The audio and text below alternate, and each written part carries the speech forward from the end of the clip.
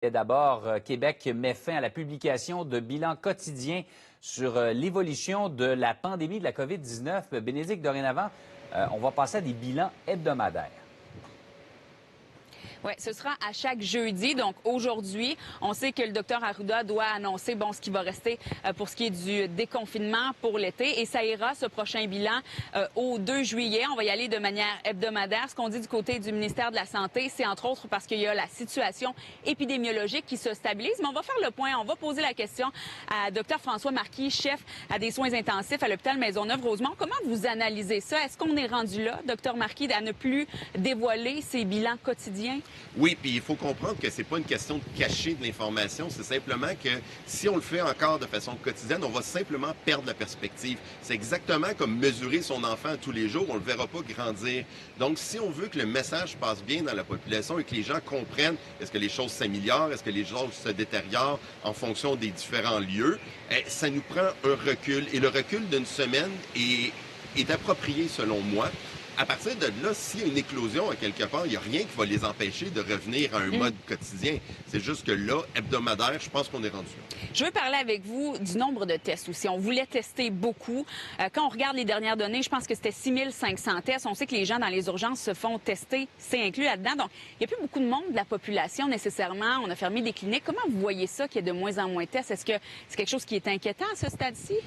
Bien, je pense que ça veut dire que les gens ont commencé à oublier que la COVID a existé. Les gens ont malheureusement la mémoire courte. Ça, c'est la partie qui est un petit peu inquiétante. Maintenant, pratico-pratique, c'est pas si inquiétant que ça parce que tous les gens qui sont dépistés dans les hôpitaux, naturellement, s'il y en a des positifs, les gens de la santé publique, les gens en microbiologie vont faire leur enquête et voir est-ce que c'est des cas un peu aléatoires ou est-ce que c'est une famille ou est-ce que c'est un quartier ou est-ce que c'est des gens qui ont fait une activité commune. Alors, tout cet élément de surveillance-là, on peut le faire sans systématiquement dépister tout le monde.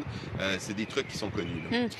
Il y a de moins en moins de cas, de moins en moins de décès. Les hospitalisations baissent. On est en déconfinement. On a l'impression que plusieurs Québécois ont oublié qu'il existe ce virus-là. Est-ce que c'est ce que vous constatez? Est-ce que c'est ce qui vous inquiète aussi au moment où on se parle? Là?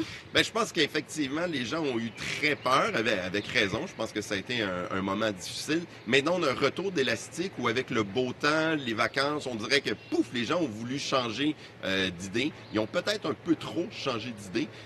Ça, c'est la partie où je pense qu'il faut faire attention. La bataille n'est pas complètement gagnée et l'automne va être un grand défi pour nous autres parce qu'on ne sait pas encore est-ce qu'il va y avoir retour de la COVID, mais est-ce que la COVID mélangée à l'influenza, qu'est-ce que ça va faire? Alors, nous, dans les hôpitaux, on n'a absolument pas oublié que la COVID existait, mais on est déjà en train de se préparer. Je pense que c'est important que la population reste vigilante. Il y a une différence entre être vigilant et être paranoïaque et je pense qu'il faut être juste vigilant et de ne pas complètement baisser ses gardes. Docteur Marquis, merci beaucoup. Alors, de demeurer vigilant, c'est le message qui est lancé. Et comme je vous le disais, à partir d'aujourd'hui, bilan, et ça ira à jeudi prochain pour ces bilans. Comme le docteur Marquis le disait, peut-être ça va nous permettre d'avoir une perspective dans la population. Mais le ministère dit aussi qu'ils vont suivre ça de près. Et si ça change, la stratégie de communication pourrait changer, elle aussi. C'est un autre signe que la situation, tranquillement, en tout cas momentanément, commence à se résorber avant, évidemment, la deuxième vague qui est inévitable. Merci, Bénédicte.